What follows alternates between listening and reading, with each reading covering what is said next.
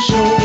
We're on the air at 9 o'clock on a Thursday night, taking calls about the Jazz.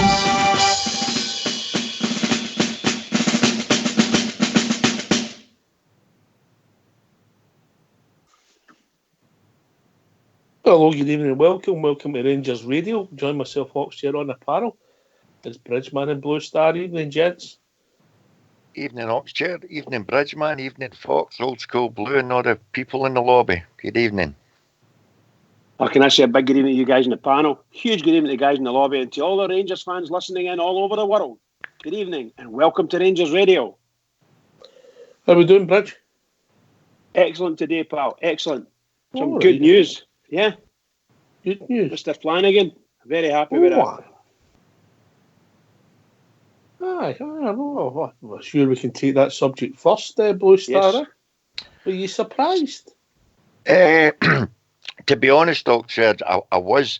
If you look at it in isolation, you say to yourself, well, we were always told with these rules that whatever the referee had decided, as long as he had gave a card, then they really couldn't overturn anything. And then all of a sudden, they done it with Morelos earlier on this season, and then again they cited John Flanagan after Sunday. So I thought maybe they would have gave him the 2-match ban, but over the moon that they didn't. And by rights, if they're going with their own rules, the very fact the referee had booked him, by rights he shouldn't even have been cited. I just don't get it. They've made a right hash of it.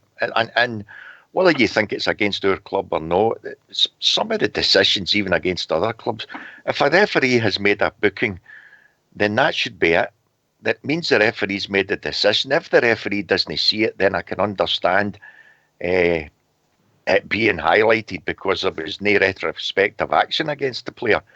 But if a referee has booked a player, then that should be the end of it. Whether you agree with it or not, that should definitely be the end of it. So I am over the moon that the guy never got a ban and he's free to play for Sunday. That's all good and well for Jers. But they have to.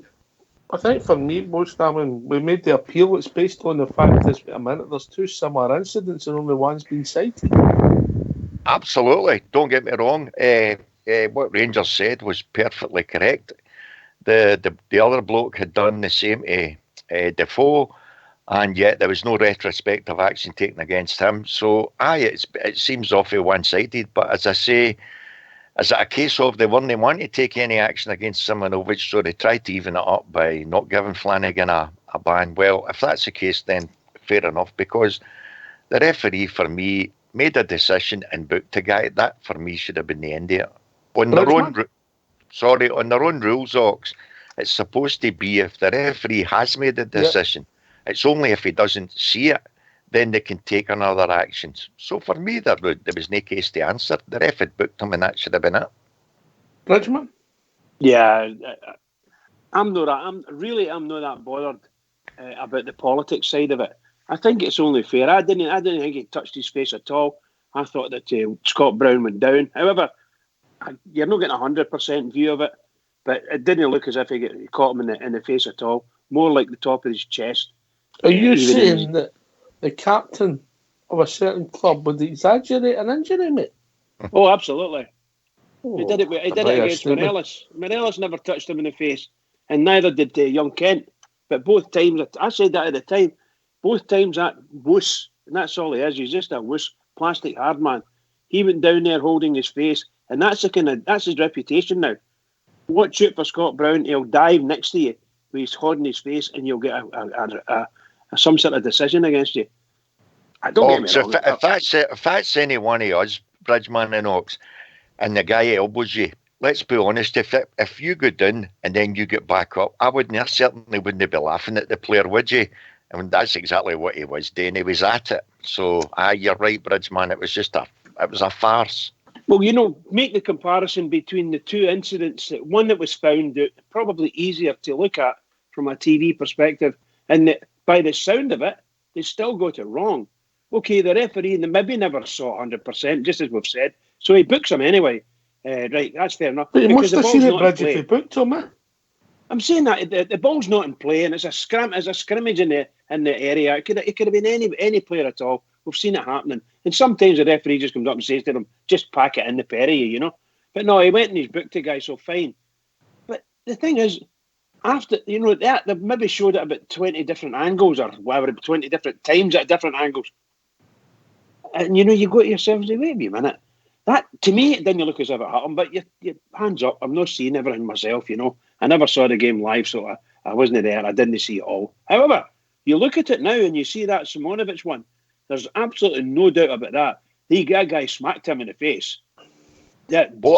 Smashed him with his arm right in the face, sorry. Did you two think that? You think that would come out, and then another club, but they wouldn't. No, another club wouldn't come out and make a statement saying it's embarrassing Scottish football. Wow. That wouldn't happen, would it? Wow. No one all the things that's in the press about Scottish football at the moment would say that that's embarrassing Scottish football. Really? Can I get back on that one first? That wouldn't happen. I listened to the news, and that wee guy, the Lurgan bigot, he came out and he says Rangers like to make statements, blah, blah, blah, blah, blah. We're above that. We don't make statements. And then the next day, they come out with one of the most embarrassing things that club has ever done. But to make a statement. They wouldn't come out and say it's embarrassing for Scottish football when... Exactly what I mean, right? So they're turning and saying something embarrassing, and it's all the stuff that's going through the courts about and all associated with Celtic, and they're saying something's embarrassing. Sorry. No way, Bridge. No team would come out and make a statement like that. I don't believe them, Brewster. In this day and age, in this very week, when that's their fourth ex-coach that's been convicted, a felon put in jail, and for them to come out with those exact words, Oxtear, it really is pathetic, isn't it? They wouldn't have. No. And for the very fact, you just brought up a very good point there. See, for other clubs not even to make a mention of this, it's actually scandalous. It really is. And for them to come out with that wording because Rangers, the Rangers player get away with it, goodness me.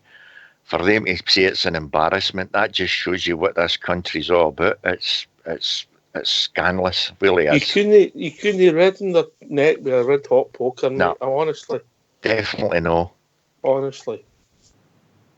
Anyway, I'll tell you what we're going to do. We're going to listen to our assistant manager. Excellent. An interview with him, and then we'll take callers into the show. Yes? How's that, Grabby? Yeah. Very good. All right, so get yourself on mute. And we'll hear the press conference for Gary McAllister.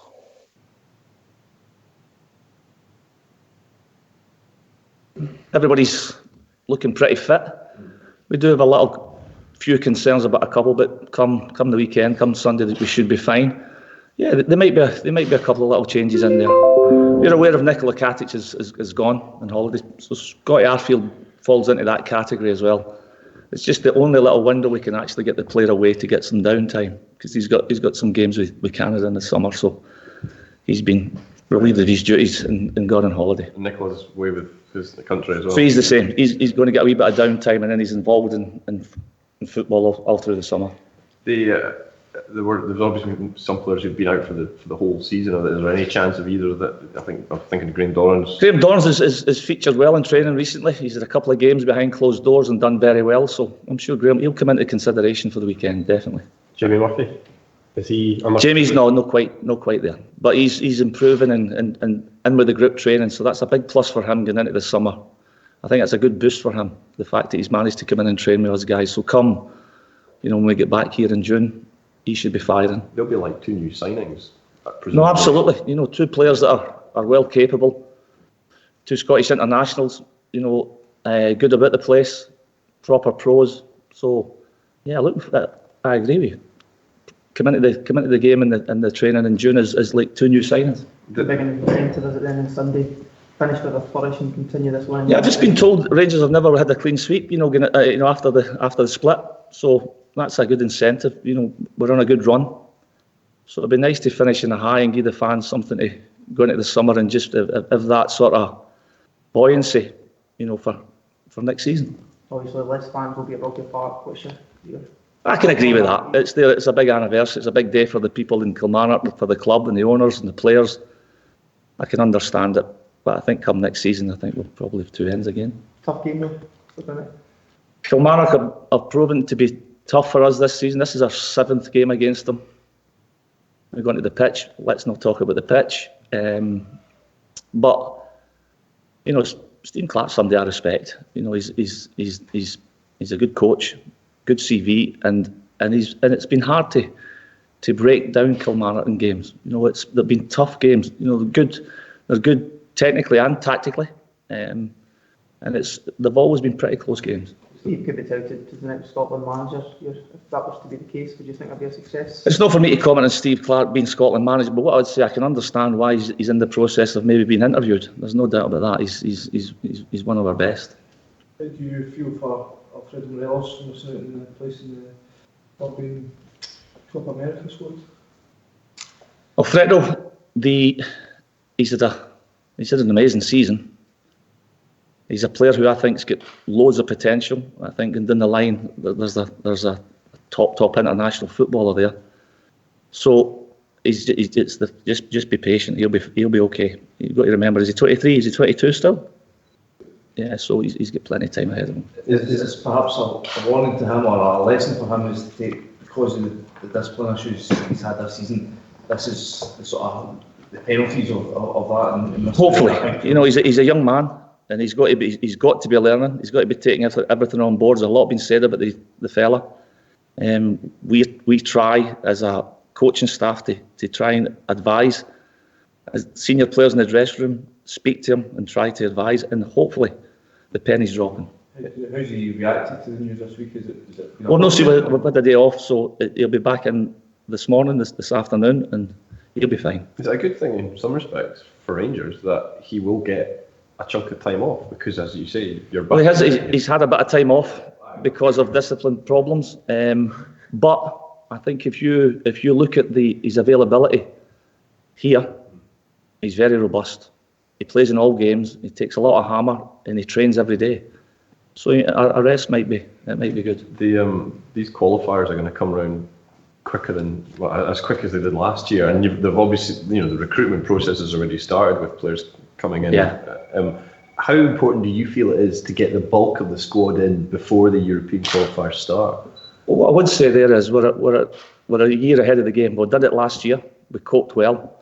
I don't think it's the job doesn't entail as many people coming in this time. That last year there was a lot of new bodies, a lot of new faces. You know, putting together a lot of new people. So we're a year down the line. So we are aware that if we do the business nice and quick, it gives us a big advantage getting into that first qualifier, because they do. It'll be here in that. Guy, this is last game of the season. You've been here with Stephen. How have you seen him grow over his first year in management? Well, the thing is here, you know, I think I've said it before.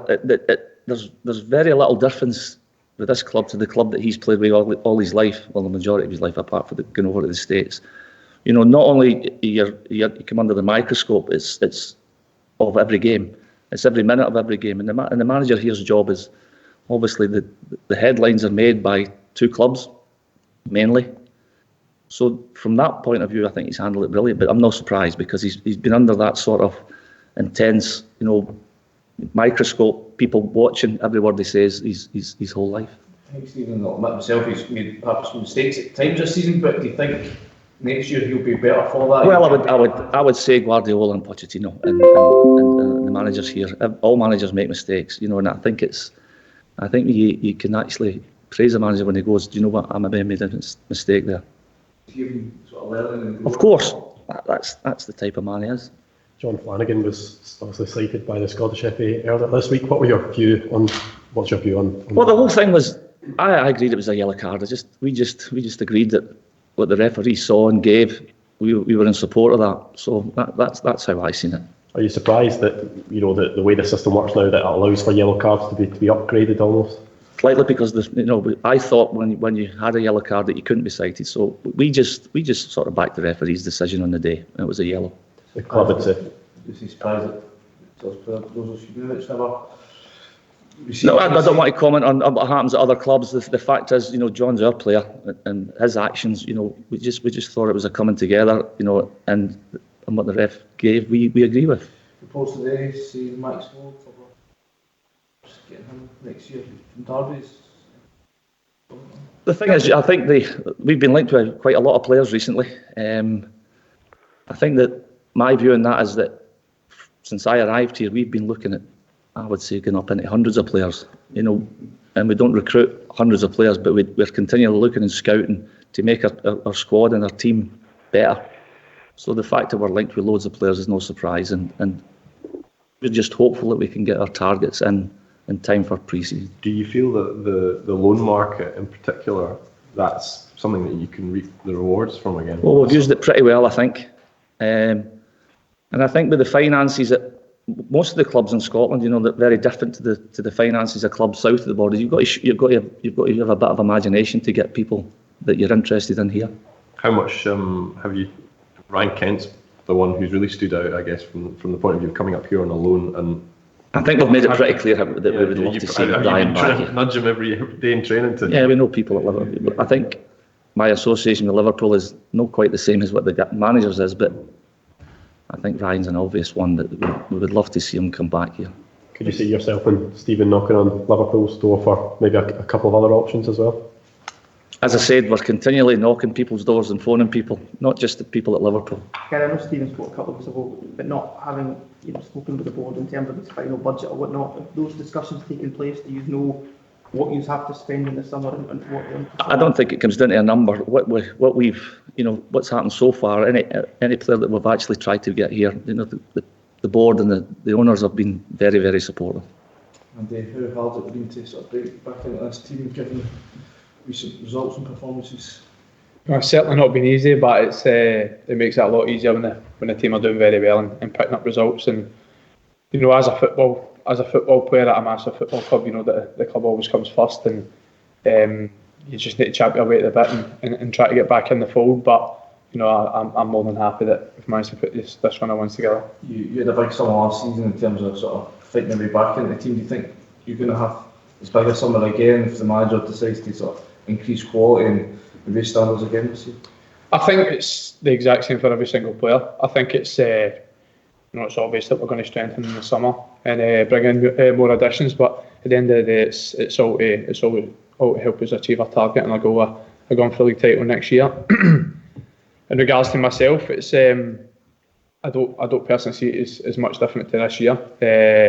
There's been a lot of occasions where I've had to bide my time and sit in the sidelines and wait for my chance. And ultimately it's up to me when I get that chance that I try and take it. And I think I've done quite well at that this year. Do you ever feel comfortable with the way the squad is, how competitive it is, given what's happened to you in the past? Do you ever feel like, okay, I'm settled again here? I feel like a secure future, or is there always that sort of doubt that if you're not performing, then you're on the way out? I think you're playing for your future every single week, and it's as simple as that. I think every game at this football club is a big game. You're expected to win them all. So the way I see it is you're playing for your future all the time. Is there a feeling in the squad that can? 100%, yeah. I think it's the first time in a long time I'm going into the summer with really excitement to start again next year. I think the progress has been there for all to see.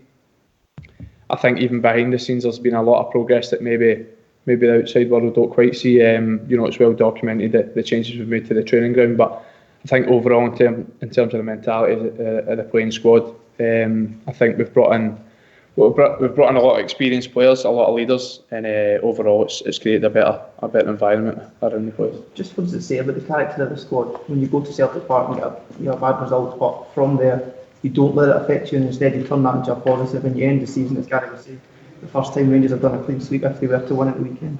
I mean, as difficult as it is to see, although we did taste defeat in that game at Parkhead, I think it was very, very hard not to take a lot of positives away from it. We had 10 men for a large period of the game, and I think especially the second half, I think we dominated it. So we had to take positives away for that, and on the back of that, we've managed to put in a great run. So it's been a good run. Sure. Sending off from Celtic Park, was that a sore point for you? I think it was. Obviously, I was in the team at that point. I felt as if I was doing well, and since then, like we've said, it's been very hard to get back in. But it's very hard to argue with the manager's decision when, especially Flannel going at that position, has done so well for East Cell being at a long period of time. And no all credit to Flannel because when he was out, he never complained, he never sulked, he just got on with his business every single day in training. When he got his chance, he took it. What about the actual circumstance of getting the second yellow at Celtic Park? Does that run for a wee bit?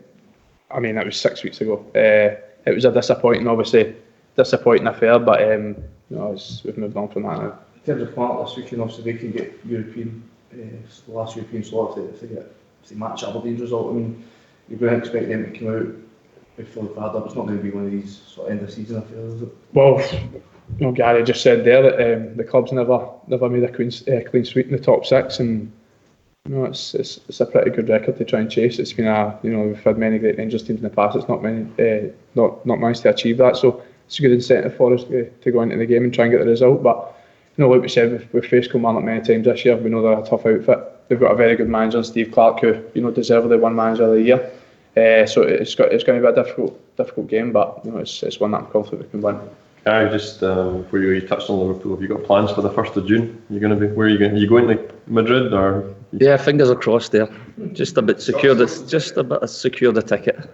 There's very few fans of either club getting to go, and I think it's the same problem for the Europa League. Yeah, even Europa League games as well. It's bizarre. I really don't understand. I'm all for the UEFA family, but taking all the tickets it's harsh on the clubs that are there. Because not only it's going to cost a lot of money to get to these finals, but it's the travelling they've done during the qualifying stages and all the rounds. They've spent fortunes, and they don't get a chance to go. That's tough on the fans, especially those guys that have travelled right through the entire campaign. Do you think that if they win, would that make up for losing the title despite getting 97 points, which has never been done before? It's a stunning amount of points and only losing one game. But I think they'd still want to win the league. Well, thanks for that, Fox. We're back. Bridgeman? I'm indeed, pal. All right, if people want to join us, what's the number? The number's 0141 356 1972. Where else can they join us, Blue Star? They can join us at Skype at rangersradio.online, and Old School Blue and Fox will be only too glad to bring them in. All right, okay. Well, you've said that. We've been joined by GFK. Evening, GFK.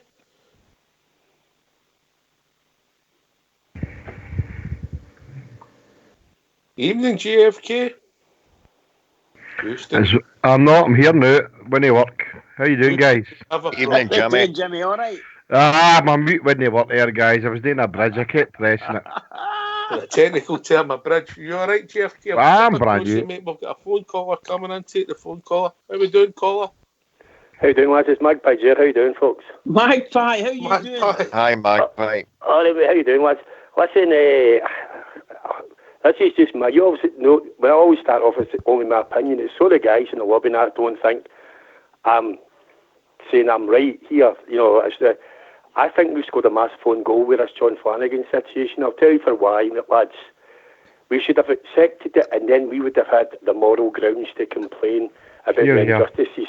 We've handed that right back to them at a time where they were under, for the first time, they were under scrutiny about this.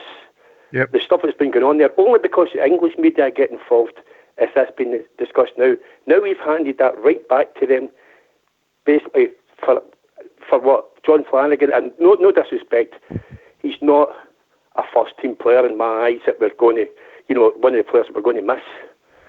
And whether you think it's right or wrong, we then could play the moral high ground, and we could actually point out the amount of stuff that Scott Brown's got away with, including the breakdown. Morelos' leg, we got Morelos riled up and sent off. This is what we should have been doing. We should have been stockpiling enough evidence so that we had stuff in our yard. Now we've just handed them the opportunity to distance themselves with the stuff that should be getting discussed, but ain't getting discussed. And all you will see in the papers now is bias for Rangers, bias against Celtic. My honest opinion, lads, what I'd love to do, Rangers to do for next year, is to go down to England, get himself a journalist, a top-class journalist, maybe somebody who's semi-retired or whatever, bring him up here and let him be Rangers' mouthpiece, because see, when the English get involved, that's when you see them scurrying. They have no scrutiny, because they can get away with what they want up here because nobody gives a damn. Nobody's interested in the Scottish game outside Scotland. But if you get somebody that's got a voice, that's got a reputation, who could actually say it how it is. Well, this is what I've noticed, and this is what I've noticed. We could have been calling into question the compliance officer, her relationship with Celtic Football Club, if she was part of Harper McLeod before she got that job. How come the last 4 compliance officers are Celtic-minded people? How come most of the people that are running in the Scottish Football Association and the SPFL are Celtic-minded people? This is what Rangers should be going at. I've said this to you, Oxley. There surely must be a rule, right, that if somebody can show a film at Celtic Football Park insinuating that Scottish football is corrupt and it's in Rangers' favour, and basically saying that referees are cheats and the SFA cheats and Rangers are cheats, and Celtic allowed that film to be shown, surely that can't be right. The SFA are always talking about... I agree, Magpie, but the answer when you speak to one of them about that is you would think that they've never won anything. But this is the thing. They've been doing that since their history. But what I'm saying to you, surely you talk about the victims. You talk about sporting integrity. You talk about like gamemanship and stuff like that. Surely that if a football club is allowing somebody to show a film at their stadium saying that the SFA have been corrupt, referees have been corrupt, and Rangers are cheats, then surely the Celtic should be asked why they allowed that to go on. Because basically, what if Rangers to go tomorrow and say, if somebody made a film and show that it was about Glasgow City Council and all these politicians that have helped Celtic to get that basically stadium built and all the roots surrounding about it, and to say that Celtic and show videos, all the decisions they've had made, and you know what I mean? Do you think that'd be allowed to happen? Because I don't think it would be, mate. And there's plenty of stuff there to see. Rangers should just have went like that. We'll accept it, but we're looking very closely at any other... Because you know what's happened, mate? See, this all started with Rangers. A lot of people think Rangers, this stuff that happened with Rangers, you know, like when they became the dominant force, happened because of EBTs. It happened in Walter Smith's time when Rangers gave in to them and allowed them to cancel a match for Phil O'Donnell. And then look at the way we were rewarded. We were cheated that season. Nobody I know has played that many games. The English were complaining about playing 2 or 3 in 2 weeks. We were playing 3 a week. And that was the downfall of Rangers. That's when the weaknesses started to show. And East House stayed silent. And the problem is now, they've been in an ascendancy. They've got a PR machine that's second to none. They've got everybody in place in the media up here. And they've got everybody in place, politicians. There's that Aitken. Nothing said about it, or it's a joke, stuff like that. This is what we're up against. And see, next year, lads, it's going to be even harder. Every time they say there's a bias towards Rangers, it'll be harder next year. There's more pressure on the referees. I think the thing is, Magpie, really honestly, the rest of the world are laughing at them when they're trying to insinuate there's a bias towards Rangers, a team. Well, if you're listening to Talk Sport, mate, and Alan Brissell saying that to people who don't really care about the Scottish football, if you say it loud enough and long enough, people will start to believe it. Alan McCoy sits here every time he's on that programme, and Brissell will talk about the Daily Rangers. He's so out of touch with Scottish football, is incredible, or basically how referees are biased. I bet he didn't read out the headlines in the Daily Ranger today, did he? Well, no, exactly. But mate, how did that come about? Only because the English brought it up. Only because it was highlighted. That would never have been discussed. And yet you've got Graham Spears and all that, and all them coming out slamming the Rangers fans, saying, "Oh, it's pathetic," trying to get a joy out of that kind of thing. And basically, instead of, the Rangers fans are disgusted with the act. Mate, I know one of the guys. I know him quite well. Right, and I think we're all similar ages. Anyway, but can I just say something? He's compliant. That press were compliant to that. They were compliant to that. They knew what was going on and never said anything, and yet they're up in arms about Rangers. They all became tax experts. Did you notice that? I says, but they know nothing about that stuff. But what I was trying to say, lads, I'm sorry for going on a rant, but I do think this has been bad timing. Any other time, I'd should go for it. That's fine. But this time, we need to. Actually, very unusual, Magpie. I disagree with you, and I'll tell you why. Knowing a lot of your facts after the Flanagan thing, the reason I think everybody thought that Flanagan could have got a red easily got a red. Aye. But the point they were making was he never, and then he gets cited, and then the other incident never gets cited, and that was it for me. Exactly that. But what they're trying to say is the referee saw that, and the referee didn't see the other one. That's basically what they're saying. They'll pull out rules to suit, you know that. But the problem is, if the referee never we've seen had the 4 other compliant officers, and every one of them been Celtic-minded. And one of them even had, the guy for the SPFL, I believe, has actually been record saying how he hates Rangers. You've got Richard Gordon at BBC Scotland. He's actually said, and this is what I'd like Rangers to do, I'd like Rangers to get the legal team involved. Richard Gordon actually said that Defoe punched a player, the goalkeeper. He actually said he physically punched the goalkeeper, and he went on and made Rangers got their usual penalties. And I said, this is supposed to be somebody that's supposed to be neutral. And that just is happening up here, mate. And the sooner Rangers start to get struck tougher, this isn't the way I want to do it. I want Rangers to be cuter. I want Rangers to gather as much information as they can, the way they have been doing over the years, and be prepared for next year. Because see, next year, mate, they know we're coming, and it'll be a war. And they've already had remember this Mr. Lennon, the guy's turning and saying no statements. I've never seen a man that's made so many statements in my life. He talks about Rangers, man, he talks about Celtic. The other thing I'll say to you is, this is a guy that got referees to go on strike. And ever since that, mate, it's been very difficult for Rangers to get a decision when even it was a Hibs manager, never mind the Celtic manager. I was actually surprised. See if it wasn't full of Rangers supporters, see if they had about 7,000 or 8,000 there. I think he might have sent them off. There you go. I think the fact it was a full stadium that's full of Rangers fans might have swayed his decision. But as I say to you, mate, we need to be prepared for this. I think Flanagan should have went, and that's why I'm not actually saying that. But I also think the other guy should have went as well. I think that was the point they were trying to make. That there's no doubt about it. I just think Rangers should have. Sorry, mate, I don't want to take over the show, but I think when Rangers when this all came out, this is what we should have been concentrating on. We've now given them the opportunity to play the victim again, and this will be all the back pages. This will be over the front. They'll be displaying it all over the place. We've already got ex-Rangers players telling you the guy deserved to get sent off. You know what I mean? We're in a no-win situation. But that's not the point. The point that our club made was that. Well, maybe I read it wrong, and I'll bring in Blue Star to see. No, I think you read it right. But the point that's the way I read it. Our club weren't saying that Flanagan shouldn't have been booked, sent off, or whatever. What they were saying is, once the referee's seen it, how can you be cited? And then there's another incident in the match, and he wasn't cited with TV evidence. That's a problem, mate. But should have been let knock him in there, Oxia. But the rules state that Flanagan shouldn't have been cited by the compliance officer anyway. That's against her own rules. The rules state as long as the referee books, the player then can't be cited to be sent off. That is the statutory rules. And the referee did book him, therefore the compliance officer had no right citing the guy. One at a time. That's not the rules. That is the rule, Jimmy. No, it's not. No, it's not. There was read out on Snide Radio last night. That isn't the rules. He can still be cited.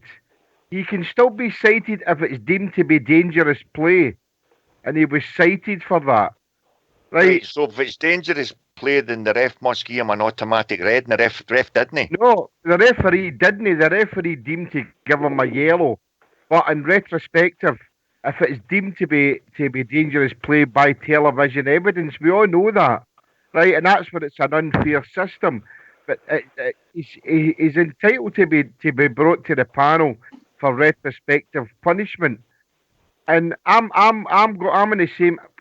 Magpie must have been sitting in my company today. I'm in the same camp as Magpie. I was happy that Rangers put a statement out. But I thought it was a bit silly to actually put a protest in and appeal in on the grounds. I think we should have left it, and we should have had the moral high ground. There's a lot of other things happening in Scotland, not just with football, and I think we're taking that limelight away, if that's the right word, or for them. That's not the right word, limelight, but we're taking the news away from them. Right. And that's where I agree with Magpie. You know, so. But Jimmy, I get your point, and I get Magpies as well. I would totally agree with you. But what I would disagree with you on is, the whole season, we haven't stood up the way we should have. And it's all right saying keep things back in reserve. We've not been using things to our advantage at all. We've not had a proper spokesman. How can it's for the second last game of the season, Blue Star. So how can it be to our advantage? We should have done it at the start of the season. That's my point. Right. So what was the use of Rangers protesting and appealing for what reason? It's neither Rangers' business what happened with Simonovic, right? Because it wasn't shown in television. It wasn't highlighted in television the way that Flanagan's was. We should have left it at that and let it go on. But what we have done now is, and I know, as I say, I 100% agree with Magpie, we should have let it lie. We should have put my protest in that we weren't happy with our player being cited under these circumstances and we'd like future things looked at, but we didn't. And Flanagan deserved to go. See anybody that says he didn't, and it was a coming. I've heard people saying it was a coming together. My arse. He elbowed him. It wasn't in the face, but he got him in the throat or the chest. So anybody else that says it wasn't a straight red, it should have been a straight red. We got away with one, and we've decided to go in and play the victim and saying that Simonovic did that to Jermaine Defoe. Yes, he did, but we shouldn't be using that as a comparison to what happened to Flanagan. So me personally, well, not personally, because I know Magpie and me in the same camp. I think we shot ourselves in the foot today, guys. I don't think you can connect the two stories, mate. One's trivial in a football match, and one's one of the vilest things that will ever happen in society, mate. So who's in the headline? Who's in the headline? That's been the vilest thing in society since it happened, and it's never been reported on, and it wouldn't have been reported on until that was brought up with the English TV. That's when they had to do it, mate. But seriously, that's not going to change. You know what I mean? We've taken that away from them, and this is when we should be. You know, like that. Are you there? We're there. Aye, we're all here. Oh, sorry, I thought you called. No, we should. This has been the wrong time. I agree exactly there with those points. There's been situations when Morelos has had the studs raked down the back of his leg, provoked. This is when Rangers should be making statements. This is when Rangers have been making statements about the elbows that Brown's done. I could go into YouTube just now and I could put up in 5 minutes about 20 offences that guy's got away with this season and nothing's been mentioned. You go into BBC Scotland, this is what we should be bringing up. How is it BBC Scotland can show you that incident 9 times? 9 times. That one incident, but no show you other things that happen in games. It's always why, if you listen back, all Bears been in dispute with BBC Scotland. We're in a dispute, but it's still, you still have a right, a moral right to basically be even-handed. If you're in dispute with anybody, mate, they're not going to treat you the same way. Are you saying that when Man United didn't get treated the same way when Ferguson banned them? Going to Man United supporters, never. Mate, it's open season, Rangers up here. I don't know how many papers you get down there, whatever. You should see up here. Anybody in that lobby will tell you. If you've got one Rangers-minded person. Faster than you do, mate. What? I must let you read the Scottish papers quicker than faster than you do. Well, okay, mate, right, but what I'm saying to you, the Rangers-minded people up here, they'll tell you how many Rangers-minded people. You count your one hand, right, and you're scared to open their mouths, basically, about anything here. Every instant. Has there been a Rangers match then, Ox? Any Rangers match recently that there hasn't been a controversial decision talked about, and it was Rangers? See for me the night. See the telling factor for me the night was them coming out with that statement that they came out with after that. For them to come out and say that it was an embarrassment with what's went on with their club this very telling week. That's exactly. So for them to come out with that for me overshadows everything that's went on before. They've got trouble coming their way. Anyway, we've got a few callers. Can I come in on that, Hawks? Yeah? No, just wait, Bridge. We've got loads of callers. I'm sure will come to you. Stardog's been sitting patiently. We've also been joined by Ronnie and George Logan, so we'll go to Stardog first. Stardog. Hi, lads. Can I just say, I'm just going to listen in tonight, mate. I've got the readings and that anyway, so I'm just quite happy to sit in the background and listen in tonight, lads. But I hope everybody has a fantastic weekend, and I hope we get the 3 points, mate, on Sunday. So that's what I've got to say tonight, lads. I'm happy to just sit in the background. Mate.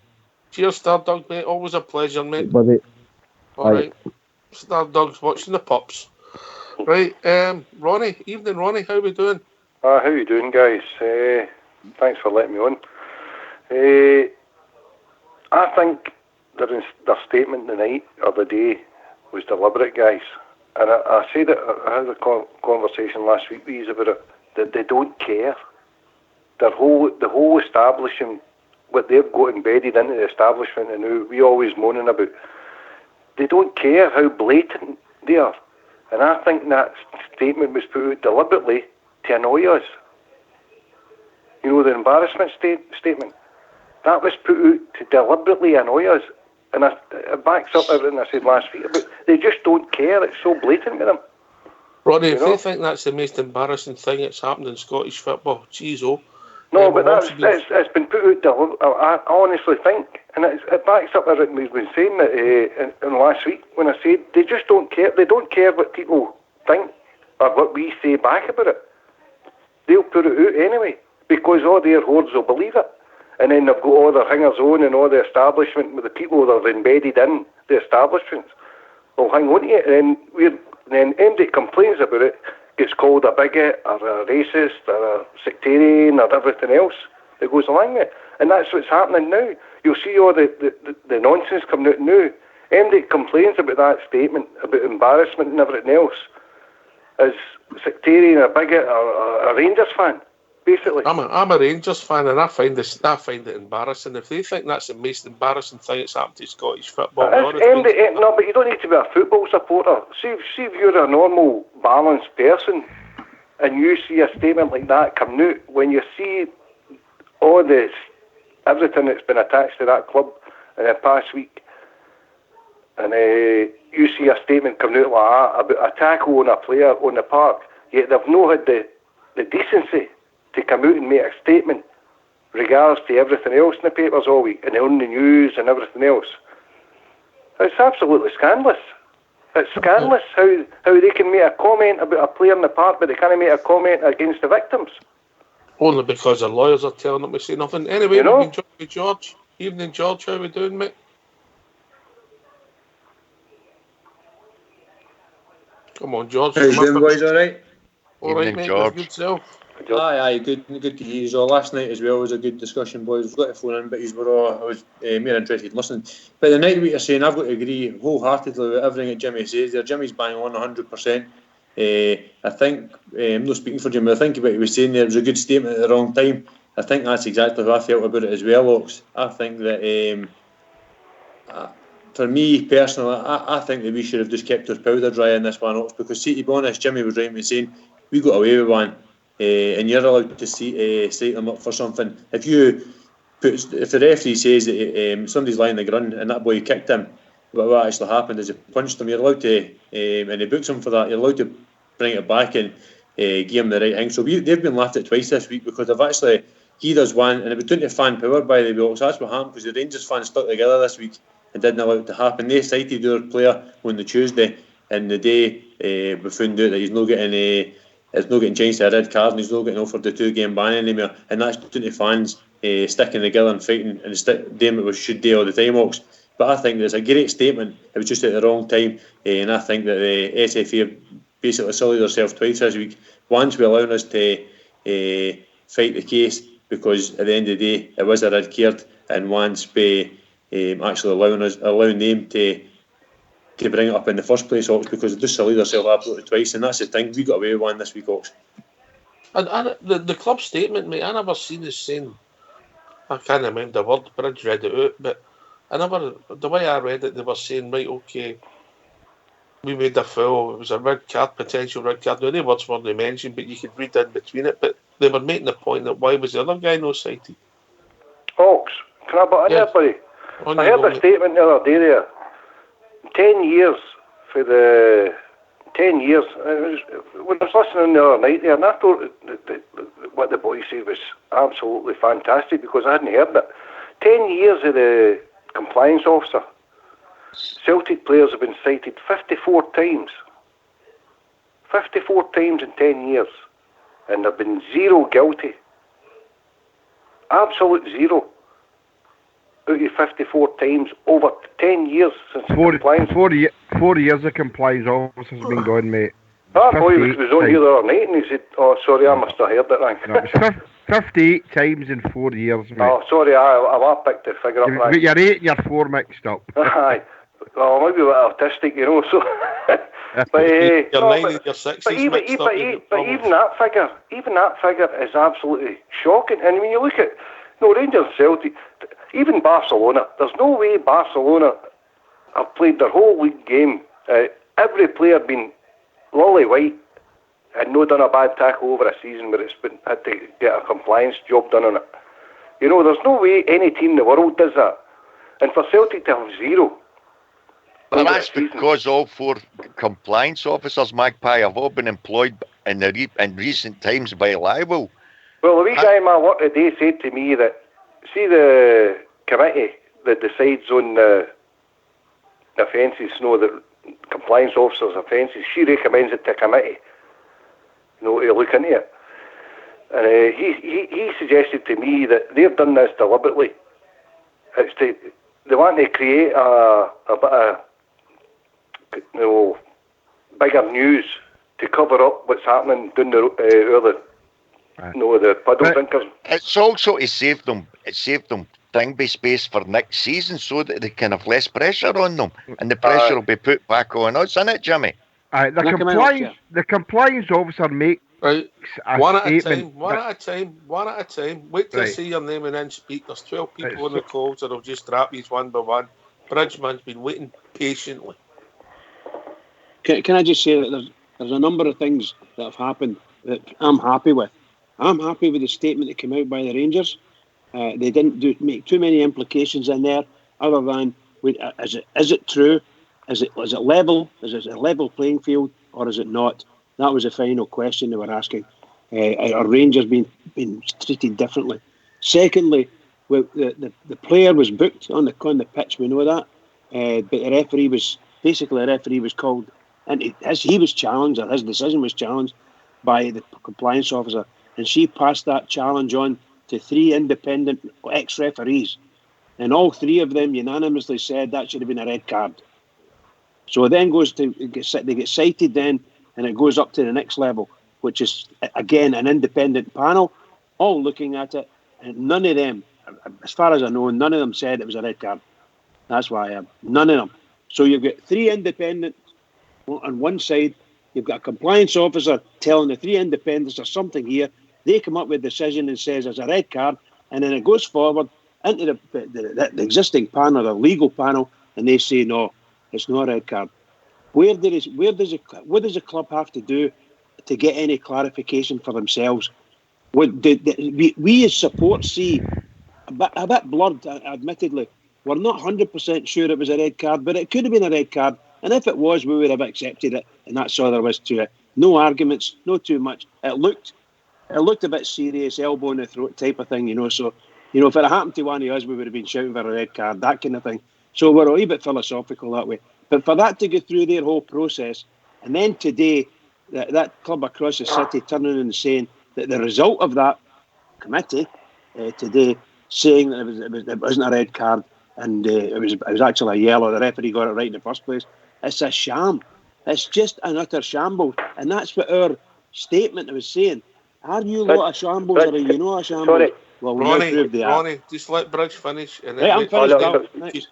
Because GFK's coming in next, because he's sitting there, I can see he's biting his lip for here. No, sorry for jumping in. No, that's all right. Right, we all seem to be under the impression there's 3 people in the panel. 21 people in the panel, and 3 people are picked from that 21. Okay? And this is what it says here.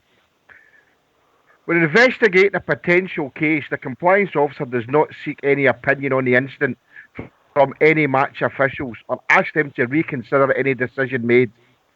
The decision of the referee regarding facts connected with the play will always be respected in line with the laws of the game. It is for this reason that their disciplinary rules relating to retrospective action only will come into effect when an incident in part or part of an incident is unseen by any of the match officials. The panel is picked from a pool of experts, including ex-players and ex-referees, who will sit in adjudication of any mitigating circumstances that are put forward by the complainant and the team that the complainant plays for. The pool is mostly of Category 1 referees who are up to date with the current refereeing guidelines. A fast-track notice of complaint may be implemented in such cases. Right.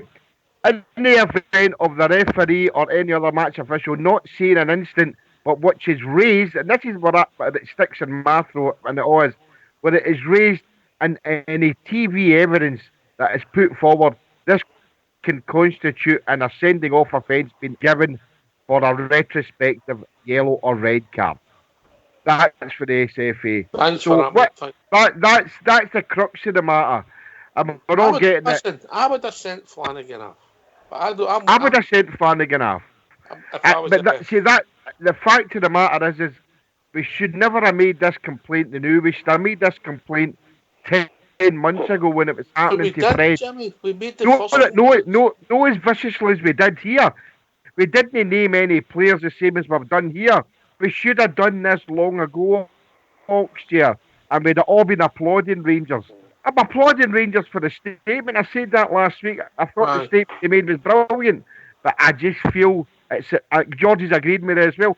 I just felt it was at the right time. We should have made this long before now.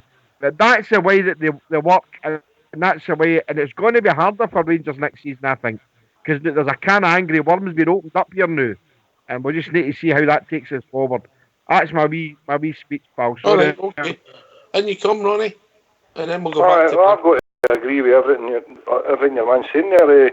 We should have been more stronger, and we've done nothing but moan all season about decisions that's been made that have been blatant against us. You know, and the club never once came out.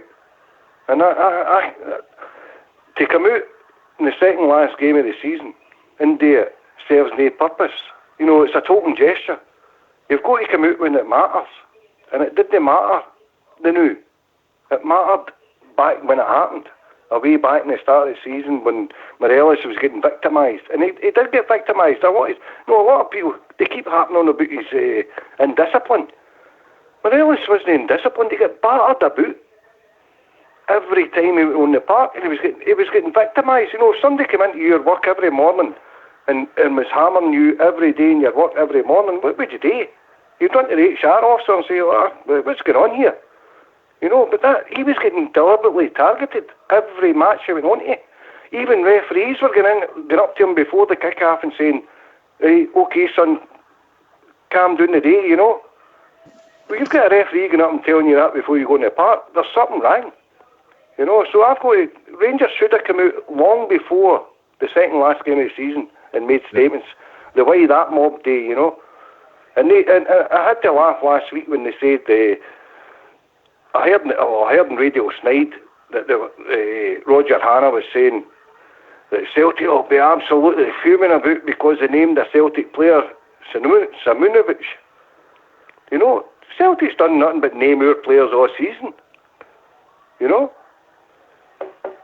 All right, everybody sees it slightly different.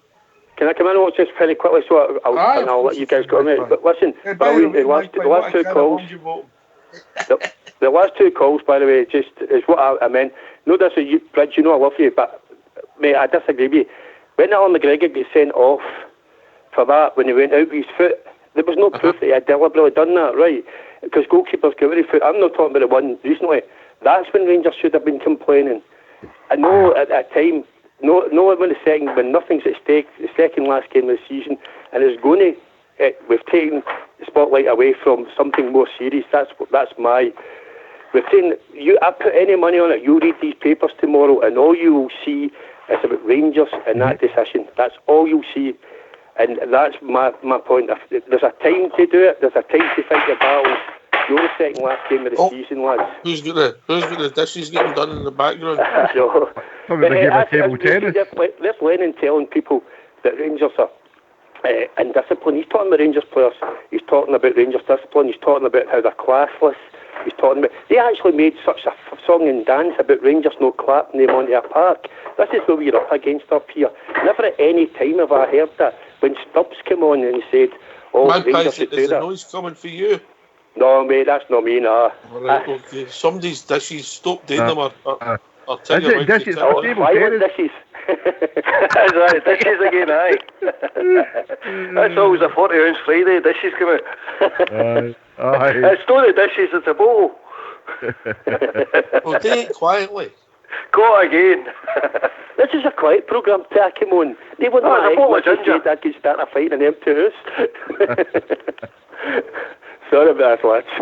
Oh, well, listen, Magpie, it's all about opinions, and the thing is, everybody sees it slightly different, but we're all wanting the best for the club, you know. Oh, I'm in a and big we're camp up with against this, it, mate. We're definitely going to be up against it, and we have. And my thing, what I was saying, see if we'd let this go today, then if we see another instance happening, then we've got the moral high ground, and we could turn around and call into question the compliance officer, you know what I mean? And, you know, how, because that's ridiculous. If they've had 58 sightings and they've never once been found guilty, and I could go on that YouTube and I could show you 6 incidents of Brown alone, the things he's got away with. But anyway, lads, thanks very much for having me on. Sorry, you probably think, God, keep him in the lobby. He's better off in the lobby, man. Oh, you're welcome on any time, Magpie. No problem, lads. Listen, we all love the Rangers. That's the main thing, innit? Cheers, Magpie. Just give us 3 weeks' notice. No problem, pal. Listen, I'm delighted anyway. Just beat name. I've been in a highs ever since, you know what I mean? I don't even need to stick 2 fingers up at that stadium anymore every time I go by. I'm just like, I don't even need to do that. Never better. You know what I mean? See you later, lads. See you later, Magpie. Bye-bye. Right, everybody, get yourself in mute. Fox is going to give us a tune.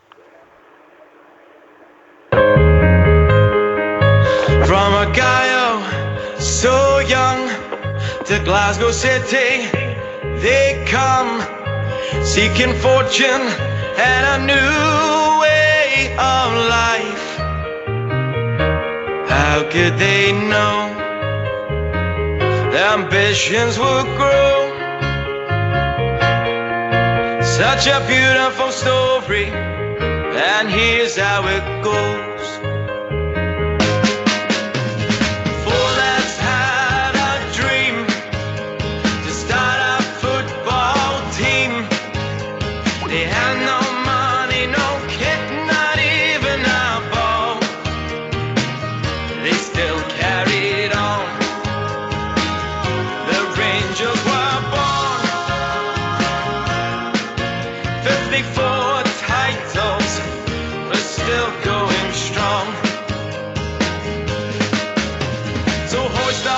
Rangers flags, sing with your heart and voice, celebrate the greatest club in the world. Let our history show what we already know. We are the Rangers, the greatest of all.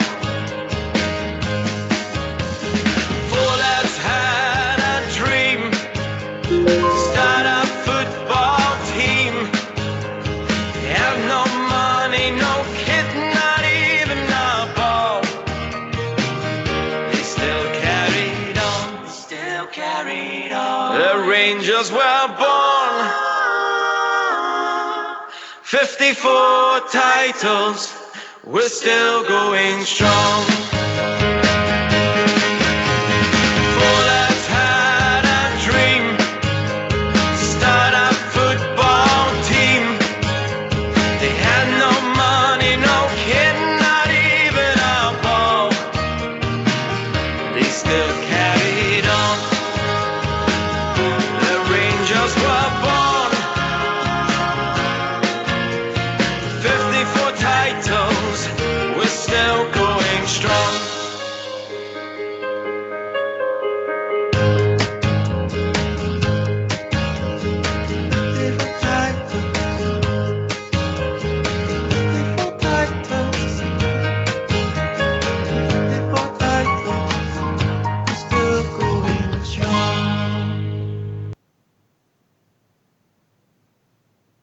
All right, we are back. I think we had to 54 titles. and still going strong. You like Sorry, that one, pals. Bridge, didn't you? I do. Yeah, it was well made up, wasn't it? It was well done. Very clever. I think it's brilliant now. Can I just say, I'm the discussion there tonight, very, very good. Some tremendous points put forward. Aye, great and points. every one of them Just that right. they're rank Every 'cause you single don't one of them agree with right. me and you. Brilliant. What's that, buddy? I missed that one, sorry. Just because they're rank because you don't agree with me and you, but that's neither No, here nor there. I don't think any of them are wrong. I think it's all good. No, listen, and people are everybody entitled to gets their the point opinion.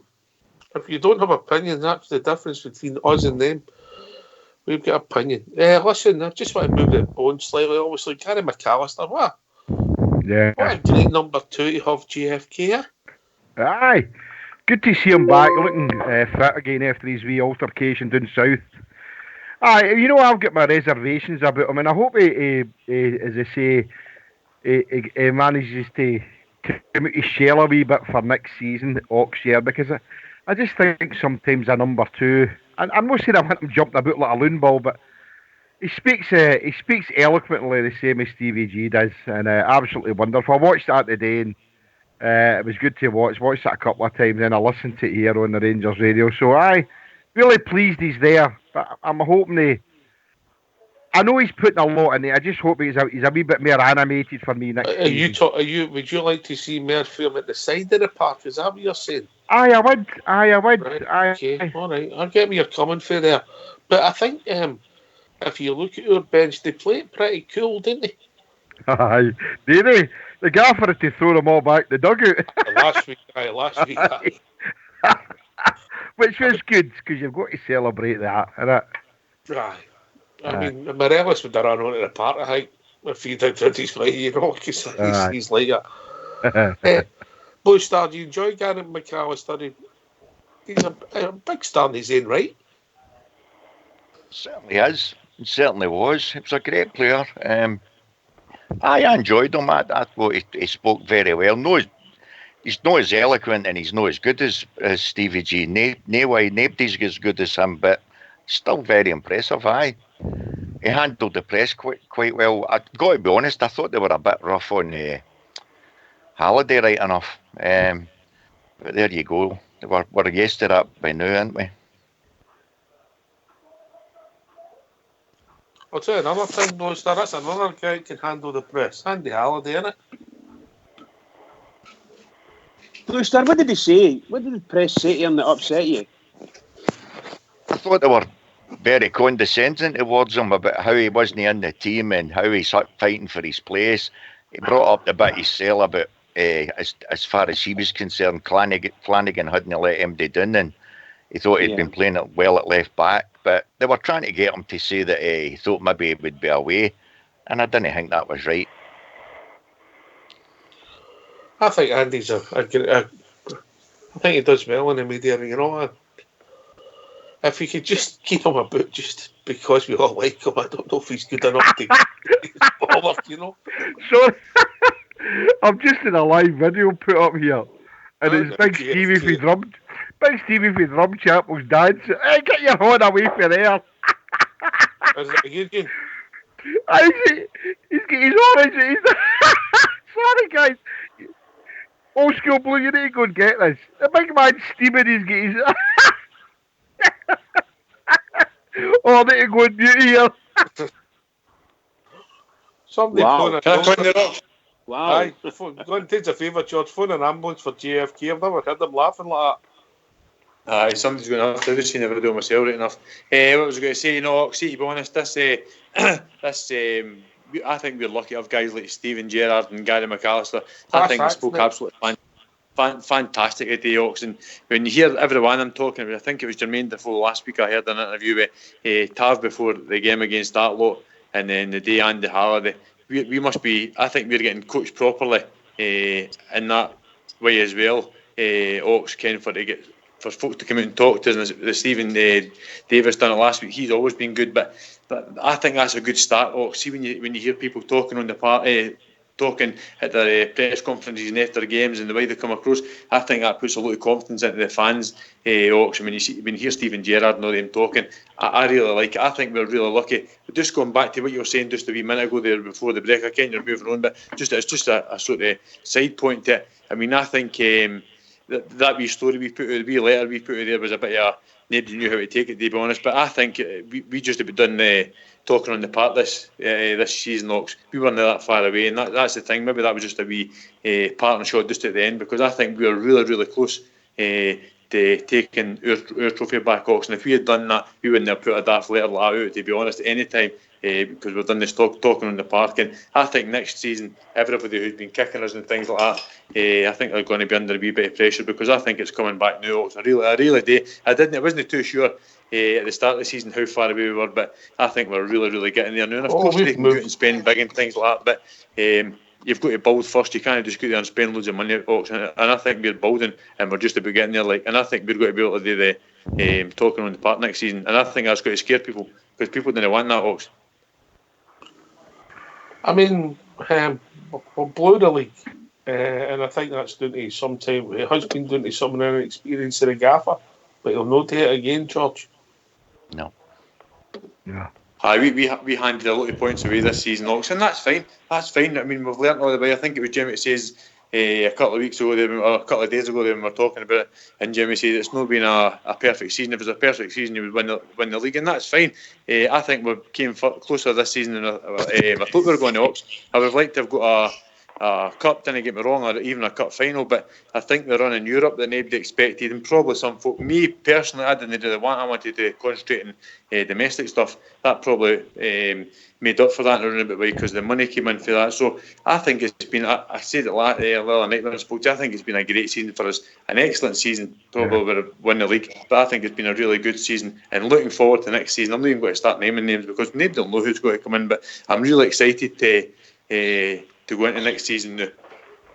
Ox, can I come in there? I liked a wee bit when McAllister said there about being proactive as soon as the window opens. The presser that Stevie G gave us there the other night there, he actually went a step further by saying as soon as the window opens, we will be very proactive, as we want our players in as soon as possible. And I think that's great to hear. It means they've already got their list. They know exactly who they want, and they'll be determined to get them. I think it was a European thing. So my laughing stopped now. Sorry, Oxia. Is it worth a visit? Is it? Well, aye. It's quite funny. Anyway, what Blue Star said there is right, but I think the lesson's been learned for last season. No, the players we had going into the European journey did the job, obviously, for the games that we played. But I think this season we could make a good fist of it, as they say. And if he gets a decent enough players into, and there's got, what we use the word marquee players, that's the type of player that's got to be players who have got to come into basically the 11, definitely. So I'm confident he'll bring the players in. I put up on the Rangers radio page last night about actually been online and I've seen the Liverpool Echo, and I never had a chance to listen to your archive for last night, but the Liverpool Echo down there is actually valuing Ryan Kent at £12 million. That's a good authority they've got, that Ryan Kent is a £12 million player down there, and that Jurgen Klopp has got £110 million talent that he's going to sell to bring funds in, and that's all his fringe players like Klein and Ryan Kent. So if it's £12 million, we can forget it. But I have heard stories about that Ryan Kent's a done deal for $5.5, $6 million. That's just all rubbish talk. That's not happened at all. So it'd be good to see what players he does bring in, and I hope Ryan Kent is one of them. But I'll still stand by my bed and say no for £6 million, guys. No for me. So the gaffers and Gary McAllister have been proactive now. That's very good. That's to be fair, we need the players in there for the start. That's their job. That's their job. But Ridgeman, obviously Jamie Murphy's not far away. Graham Dorrance is coming back. experience and 2 decent players to add to the squad for next year. Now, how good they're going to be, only time will tell. Yeah, like we know, I think they're great players. Both of them are smashing players, top quality, Scottish internationals. So, and as far as I'm concerned, I can't wait to see them, and I hope they've managed to get over their injuries and gain as much fitness as possible before the pre-season, because that's a killer. Pre-season's always a killer. But if they can get themselves fit enough to take part in a pre-season, take full part in a pre-season, we're going to have 2 fully fit players after pre-season ready to start that season, and we know that they're good players. We bought them, we wanted them, and I would like to see them playing for us again. I'm not saying they're going to walk into the team by any stretch of the imagination, but they need to be fit and ready to go, and you could end up with some really, really good players in our squad, really good players. And I'm not even talking about the 3 or 4 or 5, whatever it is it's going to be, marquee signings. Because when you add them all together, all the players that we're going to bring in, plus the ones we've got, i.e. the squad that we've got, and Dorans and oh my goodness gracious, and apparently Rossiter's playing like a dream as well. So you've got good players ready to come back. Oh my, looking forward to next season, really and truly. I hope the 2 players finalise their fitnesses, get themselves ready, and be strong enough for a pre-season. That's what I'm looking for. The thing is, Ox, the reason I'm saying I'm so excited about it is because I wasn't 100% sure, and I keep saying this, I wasn't 100% sure about bringing in Steven Gerrard, Ox. I didn't think we needed to try somebody young again. I think we needed somebody, and I was proved wrong, Ox, and I'm glad I was proved wrong. I was proved wrong after about 6 weeks, but I think this season, Ox, I'm excited because I'm going to be honest with you. Time, mate. That was fair enough, mate. But I didn't. I thought we were maybe trying somebody just a bit too young. Ox, I've been proved right. Didn't get me wrong. He's made a few mistakes in that, Ox, but I think he's done really well, and I think he's brought a bit of class back to our club in a certain way, Ox. And I think you need to have class to get class and to show people what you really are, and for people to give that back. But can I come in there, Ox? Sorry. I honestly think, Ox, and I'm going to say this. I didn't ever think we would. See, 5, 6, 7 years ago, Ox, I didn't honestly think we would have won another league title, and that's me being honest, Ox. See, we were in the 3rd division against Berwick and Montrose and all these teams. I didn't think this would happen, so I think we are really close, and I think next season's the season where we can honestly say we're in with a big chance of doing it, Ox, and that's why I think all Rangers fans should be really excited, because we're stuck by the club in the thick and the thin and the hard things. Next season's really got to be our time, Ox. I really believe that. And you come, Ronnie. Aye, sorry to interrupt there, guys. That's all right. Carry on, mate. No, I'm going to back up what your man's saying there, but it just shows you how far we fell. You know, when we get put out 2 cups and we lose a league, but we are so optimistic. And any other year previous, if the EBT thing and all that and everything else had already carried on hadn't happened, if we'd had a manager, if you look back, that had lost to Aberdeen twice in the cup, to a poor Aberdeen team, and lost, came a poor second, well, we're a decent second now, but a second to Celtic, he'd have been hunted out the door. You know, it just shows you how far we fell, and how far down we were, for us to see how far we came, to allow that guy a second chance. You know, I don't know what you guys think about that. And I love Steven Gerrard. You know, it shows you how far we were doing. Whereas we've all gained a sense of reality to say, look, we are rebuilding. You know, we are coming back. You know, and we are seeing improvement. We are seeing where we're going, and we're seeing a bit of professionalism now. You know. You used the word rebuilding there, and I'm going to bring Fox in. I'll be interested to hear what he's got to say. Fox, once you're ready, I'll bring you in, mate.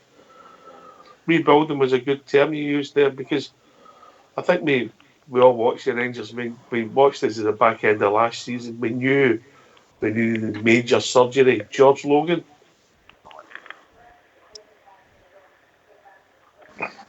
I came here to go to say, Oxton, you're 100%. I mean, we were miles away last season, Oxton. We couldn't really see at the start of the season. We couldn't really see where this was going. That word we're not allowed to use, progress. That's all you've got to say in that. I just didn't see where we were going. And I honestly think that probably took us back maybe a year, 2 years possibly. But I'm not just saying it because it's Steven Gerrard and it's my team and we're all love our team again. I think he's probably took us ahead back to where we should have been again, Ox. I really do believe that. And again, the board turned around and said we're probably 7 years away from them. Well, that's probably fine. We probably were maybe about that. But I think we've really caught up now. And that's why I'm saying next season is a massive season for us, Ox. Us paying 5 and 6 million for players isn't going to happen. But if we bring in 3 players at 3 million and bolster our squad, I think we'll be really close, Ox. Because, see, to be honest, you all spoke last night. Player of the season, young player of the season, Tavernier, Morelos, Kent, and all these guys, Arfield. I think one of the best signings we made in terms of free transfer was Alan McGregor. And again, he's doing the dumps now because he's kicked 2 a couple of times. But I think he's still one of our best signings. He's been absolutely fantastic for us. Wait a minute, George, before we go any further, who's doing the furniture removing? Who's that? It's somebody playing dominoes. It's no George. I think Fox is dying to get in. Fox is dying to come in and see his bit on. He's been waiting there patiently all night. He's wanting to come in. Come on, Fox, hurry up. I know you want to come in, mate. Your thoughts on what the ones were saying there about the rebuilding progress? No, I'm having a swally. Go away. That's what you said there, Fox, can I come in there and see? No, see we when want to hear from Fox. We want to hear from Fox. Fox. It's my day off. Leave me alone. Fox, I'm dying to hear from you. This rebuilding, then Blue Star will come in. Are you happy with it? I am absolutely over the moon with what's going on. Thank you. God, Blue Star. He's a shocker, isn't he? He's a shocker. Fox, it's what you were talking about there. When George is saying...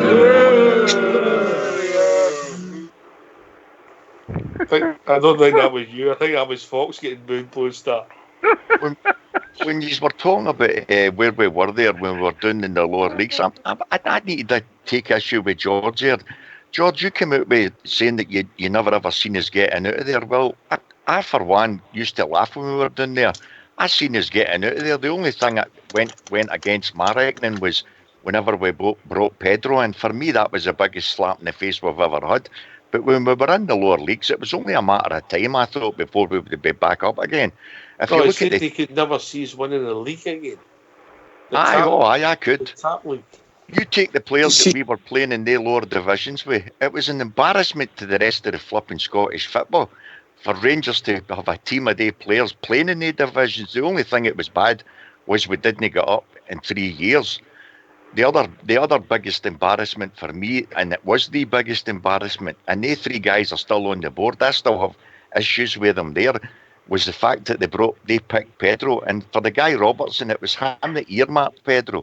For him to get away with that, quite frankly, guys, I find that astonishing that he's still on our board. But that's just me. Can I just qualify my point here? What I was actually trying to say, what I was trying to say, Blue Star, I came what you mean, but see, then I was still I went third, second, first, Heyman away. Peter, he never missed a game in the divisions. It was a bit of defiance with me, to be honest, because I'd stopped going to every away game, but I started doing it again and doing it Berwick and up at Peterhead and that. And I was thinking I'm coming home for games. I'm saying to myself, I can't see this. I can't see us going through this and then where we should be going again. Because even the season before that, I thought we were run down. And then I got a chance to go into Ibrox a few times for hospitality and things like that. And even that Blue Star, the place was run down. There was ripped carpets. There was heaters on the marble staircase to keep the place warm and things like that. And I thought to myself, these guys are just ripping this place apart. Unless we get somebody in here, we're never going to be champions of Scotland again. I always believed we'd go back up to where we should be because the fans would have the money to get us there. But I didn't think we would get to this position we're in the new Blue Star. I honestly didn't think we would get to this position the new where I can actually say I think we were the best football team in the division this season. I think we beat ourselves. We should have won the league this season. We had a good run in Europe and we're actually going for next season. And that's not me being pessimistic, Blue Star. I just couldn't see it coming. I don't know what it was. All the games, Stenhouse, Muir, all that. I just never ever seen it coming. And Bilo, Mosney and all these guys. And I'm so pleased that we've actually go back to this position because it just seems so far away from me. I really did, Blue Star. Do you still swap Christmas cards with him, George? I won't. Aye, we'll never speak about Billy Mosney again, by the way. Just wondered if you still swap Christmas cards. Aye. Can I add to that, guys? Did you put money in the card for him? on you go, Ronnie. 5 rapid, he'll get. Right, I think this year, looking at the rebuilding, as I said, I think this year, I don't think you'll find Stevie G is kind of scatter cash now. Because I think maybe, see like say Grezda and Barasic, I think they were impulse buys because they played against us and played outstanding. And he'd seen them in the flesh. We all seen them in the flesh. And I must admit, I was over the moon. I thought, this guy looks a player, you know. Aye. Same with Grezda, you know. I thought the two of them looked shit hot against us. And when we got them for what we got them for, $1 million or whatever it was, I thought, that's a snip, you know. But when you get the comments coming out, I'm not playing a plastic pitch, and then you get Stevie G sitting in a presser sitting saying, he's no injured, you need to ask him what's wrong with him, you know. That worries me, you know. But I think this year, Stevie G will be more conscious of buying players, which I think will be good for us, you know. And he will go more towards like the tried and tested rather than untested. And I think that's what we need. We need more proven players rather than unproven, just to get us out of that line now. And then we can experiment the next year. Going to do us a favour, Ronnie. Just when Bridgman's on the panel, you don't mention guilty, not guilty, or unproven. He doesn't like it. How's he got a warrant out? Shush, don't mention that either. No, but you know what I mean, guys. I think he'll be a wee bit more cautious this year. I think he'll go for the proven route rather than unproven, because he's unproven this year has been wasted money. For me, it's as simple, Ronnie. If we need players that are either in our team or just they're going to be kicking the bit. We don't need potential. We need guys that have got ready. Exactly, mate. That's exactly the point I'm making, mate. He won't go the unproven route this year. I don't think he'll say to himself, right, I've got $4 million to spend, like he did last year or whatever, or 4, 5, 6 million, whatever it was. And he'll say to himself, do I go the unproven route and get Barisic and Grezda, or do I get a championship player that has proved himself? Mm-hmm. You know, and I think I know the road he'll go down this year. I don't disagree with you. Star, you coming in there, mate? The Barisic one, I could understand to a certain extent, insofar as he played really well against us. Grezda didn't bear thinking about, for the simple reason he didn't play against us. He'd been out for a full year. Stevie G certainly never seen him playing at all, unless it was on YouTube. So I don't think that was his signing. But I certainly don't think he'll make the same mistake. Exactly what you're saying, Oxshare. I've been banging on about it since he gave his own first presser. The guys that he's bringing in, that he's talking about, the 2 and 3, or hopefully 4 or 5, they're going to be proper established players that he thinks can walk into the team. Of that, there's no doubt. Whether it's 2 or whether it's 3, we don't know. But can I come in that, Oxshare?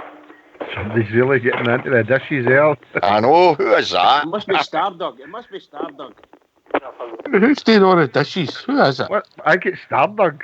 It'll be I've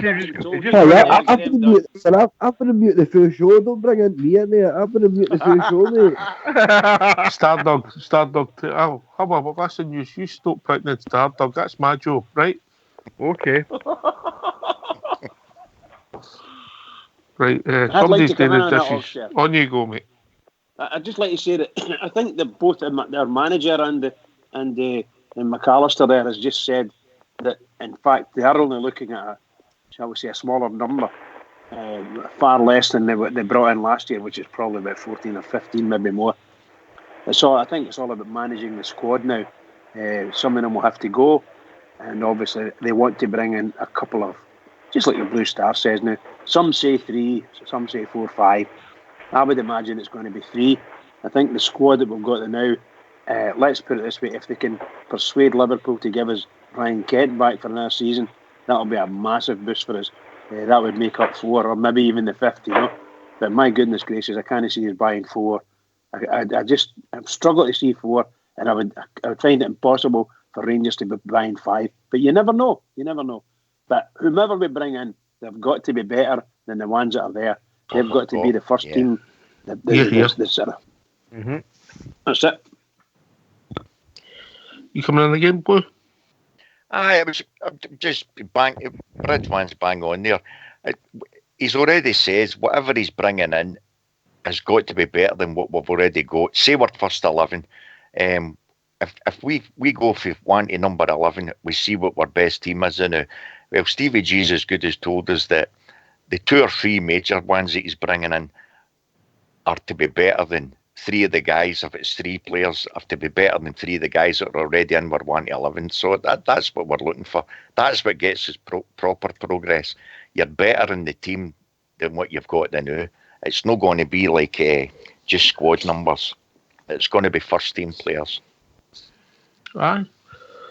And if you think about it, we're sort of happy with our first 11 within reason. We're all can pick improvements. So it just is tweaking, and it might be that just 2 or 3 players JFK. Well, definitely. I said that before. I mean, I'm saying we're looking for 4.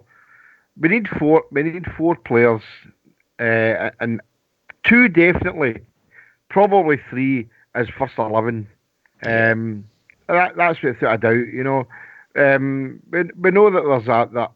I mean, the left back position for me is not a major problem as it stands, because I can't see anything that the boy Flanagan's done wrong in the last 6 games. So I've got to put my hands up and say he's got the position to do. But we're looking to bring in another left back, and the word is supposed to be Max Lowe for Birmingham, who's in loan to the Shaggers. Might be a possibility. As it's Derby County in it he plays for. So he's in loan to Aberdeen into the Shaggers. So seemingly there's been a bit of consultation between the gaffer and Lampard. So left back, a striker, a central defender. I think we're fun. We're number 10 now. So I mean, what are we going to do with Fred? Is Fred going to go? I saw an article the day that Carlos Quera said that the reason they never picked him for the tournaments coming up in the summer is because he's disciplinary. So he's got to pull his socks up and think about not just playing for Rangers, but playing for his international team, and that's what he wants to do. By the way, mate, if you think about it, we can put up individual cases for Alfredo's some of the incidents, but who are the piece? If you're a manager getting into tournament football, you don't want somebody you don't want them suspended, you know. We need a goalkeeper for next season because Alnwick and Ford are definitely away for what the reports that I've seen and heard. So you've only got the young boy Andy Firth, who was the sub goalkeeper there against the Beggars. So we need another goalkeeper. Who's going to come as a substitute? No, I don't know. We'll need to wait and see who that we bring in for that. But we need another goalkeeper, guys. Definitely. Can I ask you guys? Sorry. On you go, Brad. Sorry, finish. I was just going to ask you a question, Jimmy. There's 2 names are in the back of my mind. I meant to ask about it yesterday, but apparently they're now free from their clubs as of yesterday, I think it is. And that's that young lad that was with us and went down to Brentford, Lewis McLeod, and that boy Shanklin Fair United. I know we've discussed them in the past. Would you think about bringing them in to add to our squad in any way, shape or form? That's past that. That's fine. That's what I was going to say. That was the words I was going to use, Ox. Yeah, I think we're past that. I think when we were trying to build a team to try and go forward to see what we could get after that, I think we're past that. I think their time's gone now, so we need to look at better. I mean, can I speak about Jamie Murphy and Graham Dorrans? I mean, Jamie Murphy, Graham Dorrans are 30 and 32, so it's how much time, especially Graham Dorrans. Graham Dorrans is actually coming up. He's just turned 32. Jamie Murphy's 30 this year, so, and I know Stephen Davis is 34 and Jermaine Defoe's 36. So I don't know how much game time we're going to get at Graham Dorrans. I think we'll get good time out of Jamie Murphy. I'm not so sure about Graham Dorrans, and that's only because he seems to be injury prone. No other reason. And I think he's a cracking football player. So I don't know what kind of additions there'll be to the squad. I heard Gary McAllister being asked, do you think it's like 2 new players in your squad? He didn't actually say aye, and he didn't actually say no. So for me, out of the 2, I would say Jamie Murphy would probably be the bigger impact player, but the Graham Dorrans. Thing is, see. When you go, George, when you go. The thing is, I mean, that I agree with what Jimmy's saying there. If we get 3 players, like you said, who are either going into the first team or got to challenge the first team, I think that's where we'll be next season. But I think we're in a position now, Ox, where people will be looking at our players. Alfredo, possibly James Tavernier. I mean, I think if he went down to England, he'd be in the top 5 right backs down there. There's other guys as well. Scott Arfield's basically said he's not going anywhere, but I mean, for certain halves we paid 2 million and 3 million for our 2 certain halves that are playing the new. So I wouldn't think that people will not be looking at them as well. So it's all right for us turning around and saying if we maybe get 3 guys, and I think we've got to keep a space in case anybody comes in at the last minute and takes your guys. That's my worry, because I think we're actually a selling club now. I think we're in a position, which is a good thing, because we haven't been in the last few years. I think we're in a position now where people will maybe actually want to take our players. So that's where we need to watch. All right, turn around and saying, aye, we'll get rid of this one, that one, and we'll bring in 3. But the ones you didn't want to get rid of, maybe somebody will come in and then that'll change the whole dynamics of the squad. This is where it's difficult, mate. You bring 3 players in, they don't go in the dressing room, the whole thing can go pear-shaped. That's the hard thing about it, Bridgeman. Absolutely, pal. They've got to fit. They've got to. That's what they're going to have to do their job and really investigate at a sort of deep level as well. What are they like? What's their personality and so on and so forth? And they have to bring them in, and I'm quite sure it'll be somebody for the Championship or something like that they'll be looking at. That's what I see anyway. I don't see them going. I can't see them getting anyone from the Premiership unless we're looking at somebody who's just at the end of their career. But they would have to go to round about the Championship, I would imagine, and look for players there. And it depends how many you want. We could all sit here and talk about 5 or 6 even really good players for each position and double up this and double up that. But really, I don't know whether we would want to go down the road of spending a lot of money. I reckon 3. I think they're going for 3. So who's leaving us then? Who's leaving us? JFK's mentioned the 2 goalies.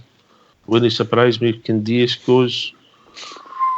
Who else? Guys like Holt, and I don't see Ross Sutton or any of them coming back.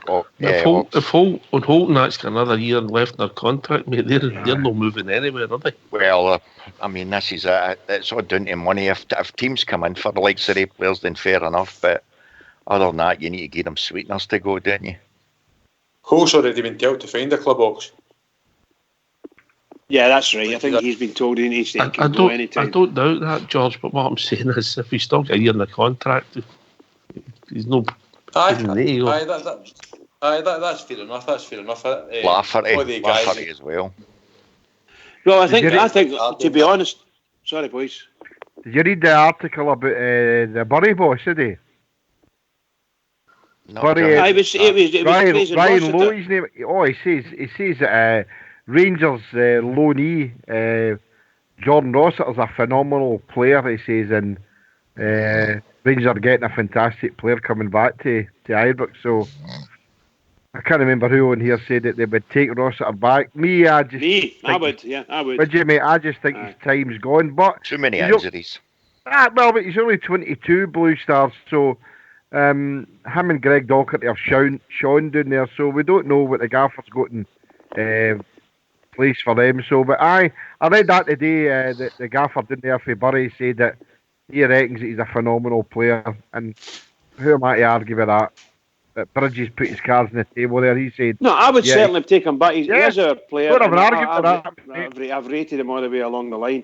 I feel so sorry, and the only reason I'm saying I would take him back is because allegedly their manager has said that he's back to full fitness, no injury problems at all. Yep. And that's amazing, because he's never been injury-free with us. Yeah, that's what I read today, Brisbane. You're 100%, pal. That's what he said. He said that I've got a wonderful player here who performed magnificently for me every game that he played, he says, and unfortunately he's got to go back to Rangers because I want to keep him. and I think Rangers are going to be getting a phenomenal player back again. So you might be right, Bridgeville. I just think maybe he's injury prone, but maybe he's get through the injury situation. Seemingly he's putting a wee bit of bulk. He's not as skinny as he was. It wouldn't be hard to put on anyway. But we'll see what the gaffer says for the new season. But I would welcome him back as well, Bridge, to see what he does. I would love him to come back and plaster that wee boy Scott Allen over the pitch. That's what I'd like. Aye. Nah, really good. But again, everything's down to the manager. Him and Mr. McAllister have their own ideas what they're going to do, and whatever money's available to them. But they've certainly got to move a number of players on, and they will. Can I come in there, guys? On you go, Ronnie. It's just I think we're all forgetting something here. Our young boys run a riot this year in every league. Especially when you think that the Ajax captain was only a 19-year-old. You know, I thought that one about these. I can think of two players, especially in the cup final that we all watched. McPake and the other boy with the ginger hair. I can't mind his name. Young, is that boy something young? You know, they two young boys looked as if they could step up to the first team. No problem. Especially with Pake. McPake looks well ready. You know, and the only way you get better is to step up. You know, and it's one thing I'm noticing is all our discussions, and I'm guilty as well. We don't mention the young boys. Can I answer that one, Ox? Of course you can, George. Of course you can. The one I would say about that, Ronnie, see if that would have started started this season, Ronnie, I would have probably been for that. But I think this season it's going to be hell for leather. I think everybody's going to be on their top game this season. I don't think that's a season for bringing young boys in. The likes of Middleton and things like that will probably be coming in. But I think for us to stop what they've got to do at the end of the season, I think we've got to get... by the way, Ox, that's not me making noises. Every time I'm speaking there's noises, but it's not coming from you, by the way. Can I ask Ronnie a question? Yes. Ronnie, see the players you're talking about. Sorry to jump in there, George. Aye. Can I ask you, Ronnie, would you rather see the boy McPake and that get a run in the team rather than Jordan Ross or a Greg Docherty? Would you not think that? Absolutely. Absolutely, because I'm not talking about forget about the positions, right? I would rather give these boys because they're hungry. You know, they've never done nothing in a game. They're hungry. And how do you find a player if you never play him? No, I know that. And that's just how Ajax and other teams like Ajax win what they win. Yeah. And day what they do because they play the young players. Yeah, Ajax hadn't won anything for 12 years, remember. They brought the young boys through because they had to. We're not in that position, and for next year, sorry guys. Who, Ajax? Aye, Ajax. Aye, but no, they went down the road we went down. They went down the road we went down. I know they did. And then they fell back, and then they went back to grassroots. And this is getting the payback now. We never went back to grassroots. There's absolutely no chance. We bought a load of duds to take us through the divisions. There's no chance of our manager playing young boys next season, guys. Get that right. For starters, he can't even afford to try it if he wanted one at a time. No chance of it happening. My question was to Ronnie. It was a derogatory question. It was that, does he think that the guys that we've got in the reserves, and 100% they were brilliant this season, what they've done, would he feel that the guys in our reserves have got a better chance of getting into the Rangers first team squad than guys like Greg Docherty and Jordan Rossiter? For me, Jordan Rossiter and Greg Docherty have played at a better level, Ronnie. Way ahead of the young boys, mate. Definitely. I agree with that. I agree with that. You know, I agree with that. That's no up for debate. You know, they are playing at a better level, absolutely. But what if the young boys go to strive for? They're doing everything they're asked to in the lower levels, in the leagues. They're coming through. In fact, you've got young boys playing in 3 years higher levels. Yeah. And then they're getting nothing at the end of it. But I think to go forward, that we can't take a chance on. McPake looks as if he could be a player. Exactly, that's what I'm saying. I think McPake looks as if he can step up. Well, we've all spoke here about Greg Docherty before and Jordan Rosser, but we've got a player there who's been two players, matter of fact, is Glenn Middleton and Ross McCrory, who have been in and out the team more than a yo-yo. Right. So if they're not getting a game, Jordan Rosser and Greg Docherty and loan, I don't see the boys like McPake and other guys like that getting a chance probably in the next 2 or 3 years. I can see that. But see when Celtic won the league there, right? I'll put a scenario back to you. See when Celtic won the league, would you put McPake in the first team? No. With nothing to play for? No. He'll not play him, Ronnie. Next season. No, that's what I'm asking you guys a scenario. Would you put him, as you as a manager, if you were a manager, would you put him in the team? Just say, right, we're nothing to play for now. Celtic have won the league. No. Give him experience of playing in front of Ibrox, 50,000.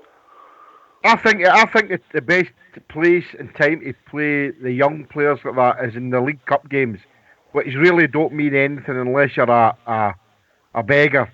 Like, they want it to be included in their trophy cabinet. When they want to go and play for the League Cup, Rangers should play young boys. No, a full team of young boys. But do you not think Ajax have blew that model out the window? Look, but we had a good discussion on... No, but we had a good... I'll be a minute, Roddy. We had a good discussion a couple of weeks ago, and it was myself that brought the subject up about the Colt teams, and that's what Holland do. We're far, far, far away from that. Scottish football is... British football, never mind Scottish football, they're asking for it down there.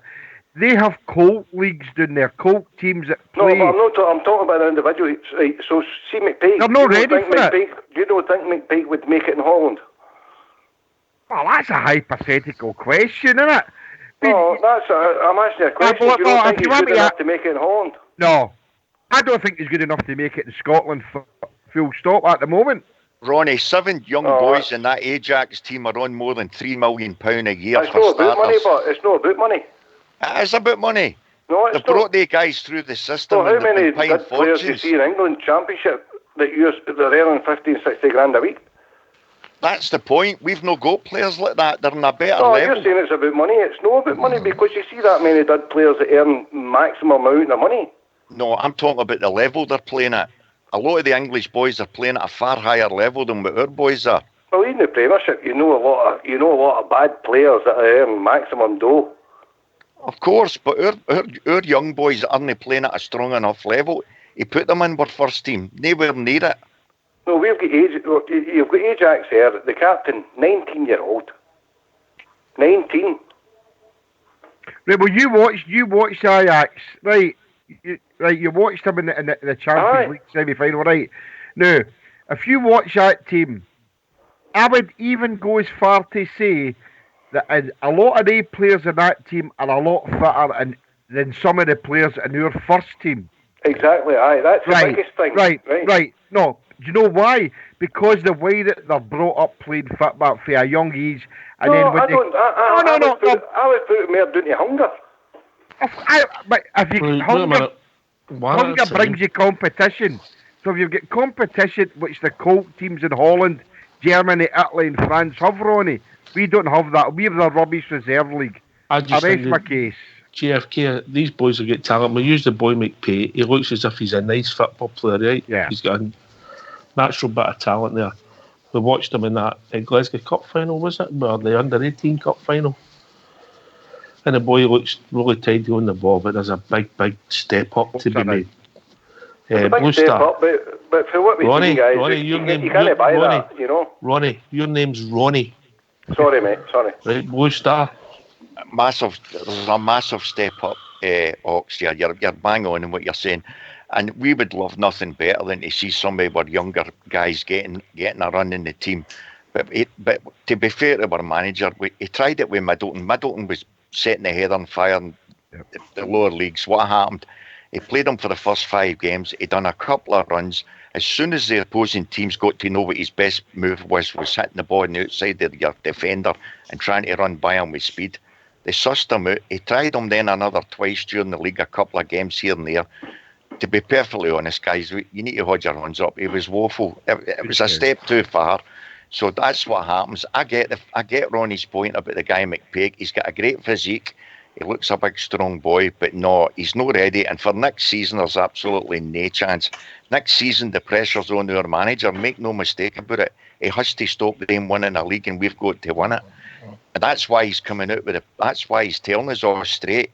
The players that he's bringing in have got to be better than what we've already got. And that's exactly what he will do. And that's the right way to go about it. But Ox, can I come in there again? I'll go to Bridgeman, Ronnie, and then when I see Ronnie, I'll bring you in, mate. Okay? all right. That's you been told off again. Sorry, mate. I'm sitting in the naughty step. No for long, pal. You'll be off in a minute. No for long. Whatever Blue Star was saying there, I said earlier tonight. As far as I'm concerned, our manager and the management team, the whole club and the fans, we're all desperate to get this next league. And we're not going to win the league with youngsters under 18s. That's not to say that we shouldn't give them a chance or give them a wee bit blooding, but we need to be in a game where we're winning 3 or maybe even 4-0. We need to be building the team that can get us to the 3 and 4-0 to allow the one or two youngsters that go in the park to get the experience of it all. But we're nowhere near that yet, I don't think. So that might happen next season, but our concentration, in my opinion, our full concentration must be on trying to win the league next season. That's my opinion. Ronnie? Well, I think my main point there was a wee bit misconstrued. My main point was, I was maybe throwing a wee spanner in the works, that we were all talking about players we could go for and players we were going to get a day and everything else. I was saying we were all forgetting about the boys we're going and the younger boys. That every level below, they're all running a riot. That's the point I was making. I only use McPake as an example. But I thought maybe McPake could be thrown in half an hour here or there when the games that don't matter. You know, and it doesn't seem to be happening.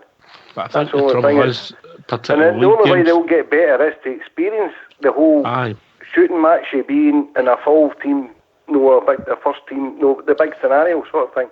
You know? That was my main point. I wasn't saying, no, we should be bringing them through. No, what I'm saying is, I think we do a wee chance to know to do it. You might get the odd man on the bench. On you go, George. On you go, mate. I think we actually spoke about it last Friday, Hawks, when you were at the Randa and then Bridgeman was sitting in the middle of the Mediterranean, and Jimmy was right what he was saying, and I agree with what Jimmy was saying. I think for the League Cup, and we need to actually be a support here and get behind our manager if we've done this.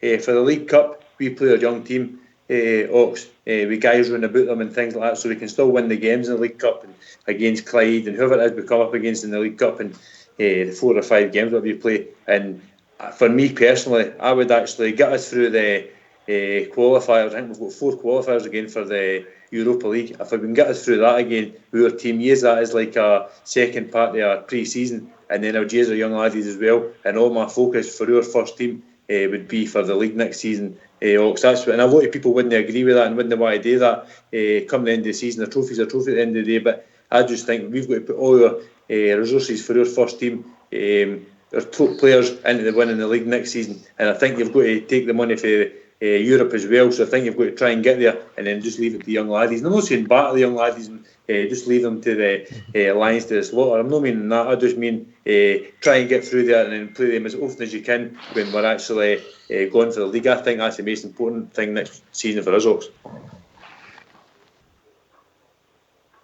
I accept Ronnie's point. You might get a few of them getting the odd chance in the League Cup tie on the bench. You might even get on the bench in league games. And if one of them does get in the team, you never know, he might explode. I think it was Blue Star mentioned Middleton. He done well and then it just never kicked on. It might happen and somebody might explode, but at the moment we've not seen anybody. I seen the boy Liam Buck get released today. It's only a couple of years when he was going to be the next best great hope, wasn't he? Mm-hmm. It's a hard thing to do. People think scouting football players is easy. It ain't. That boy at 16 might not make it when he's 20. Realistically, Ox, our manager's going to need, where possible next season, especially in the league, in all of these league games, he's going to need basically his best 11 to 14 players for what he can muster out the whole squad. His best 14 players for all league games. That's just fact. That's just the pressure that's going to be on him. Look at the way Fox shimmied past you to get in that bar for the happy hour last week. Post-star, you know what I mean? Do you know what can I come in there, Roxy? I know what a perfect example of a young player is. But I was reading a thing yesterday, come the end of the season, down south. Now, John Fleck, Sheffield United, now will be playing in the Premiership next season, as you know, because they get second in the Championship. But he's now valued at £3 to £5 million, and he's a perfect example of some of the players that can go forward, but it took him a lot of years to get to the position he's in. John Fleck's 27, 28 now, Oxshire. Now, you'll remember the same as me that when he first shone at Ibrox, we were all talking about it was a new Gaza, and it didn't work for him. So we kind of put a lot of pressure on some young players because it doesn't work. But now John Fleck, after 10, I think he's now about 7-8 years away from Rangers now, and now he's just finding his feet. What is pressure? The semi-final of the Champions League at 19-year-old? No, but we're talking about the pressure that we put in the players. We not just John Fleck. We've done the same with Greg Docherty. Greg Docherty came for Hamilton and we were all bumming him up and that. So we should maybe stop doing that, you know, and give the boys a chance to flourish. 8 years ago, John Fleck left Rangers. Right, and at that time that we all revered him, and quite rightly so, he's a Rangers man. But it just swallowed him up. So for some young players, it's not the stardom's not there right away. And now John's 28 now, and now he's finding that he's a Premiership player 10 years later. So that's all I'm saying, Ronnie. No, it's hard. It's a different culture, mate. I get what you're saying, but see the player's good enough and big enough, they'll play. You know, and that Ajax team was every one of them was under 21. Every one of them, they go to the semi-final of the Champions League. Every one of them. You know, they didn't get there. They didn't get there by, I don't know, being big boys and big nasty boys and be able to stand up for themselves. They got there because they could play football and because somebody gave them a chance. But it's different culture, mate. It's different type of football. Well, the culture's the same for a Scottish player that goes to play in Europe. So, is the culture harder in Holland? You could go way back to the grassroots of football now. You look, you go now. You walk about now into any. But in Holland they don't shut their public parks down and put padlocks on the gates. They allow the Wains to play football.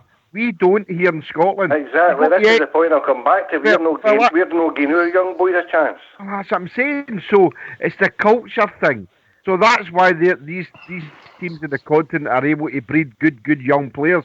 We don't. We get one good player now and again, and we start to think he's going to be the world beater. Anyway, gentlemen, you'll not believe it. That's 2 hours over and done, mate. Bridgeman. Well, what can you say? What a marvellous night. What great discussions and good arguments for JFK and company. I'm only joking, JFK. Absolutely brilliant. I loved it. Every minute of it. Good discussions. So can I just say to all the Rangers fans all over the world, in particular Rangers fans on here, on Rangers Radio, every single one is. Huge game coming up on Sunday. Massive game for us. Must win it. Keep it going for the Rangers, because the Rangers need us. Keep it going. Here. Thanks for everybody that took the time to call us here at Rangers Radio tonight. Special shout out to Magpie. Always a pleasure.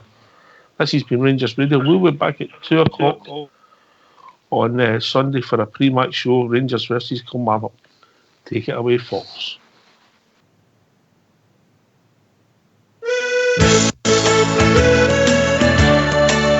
Oh, every other Saturday, my half day up, and it's up to the match I go. Happily we wander down the Copeland Road, me and my wee pal Joe. Oh, we love to see the lassies with the blue scarves on. We love to hear the boys all roar. But I don't have to tell you the best of all. We love to see the Rangers score. Whoa, me, oh, me, oh, me, oh, my. Oh, how we love to hear the cry. We love to see the lassies with the blue scarves on. We love to hear the boys all roar. But I don't have to tell you the best of all. We love to see the Rangers score. Oh, we won the Scottish League about 1,000 times. The League Cup is simple too. We gave some exhibitions in the Scottish Cup. We gave a Wembley Wizard too.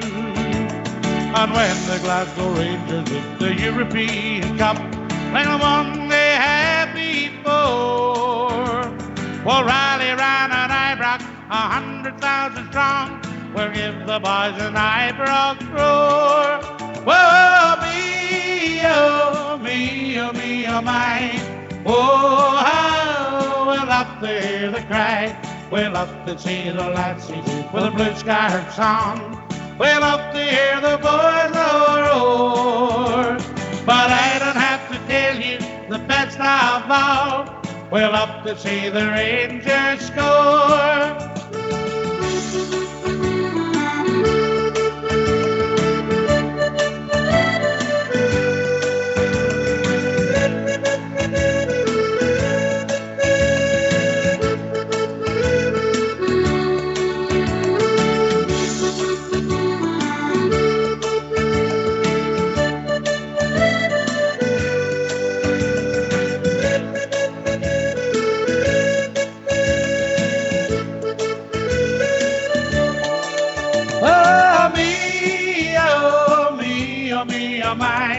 Oh, how we love to hear the cry.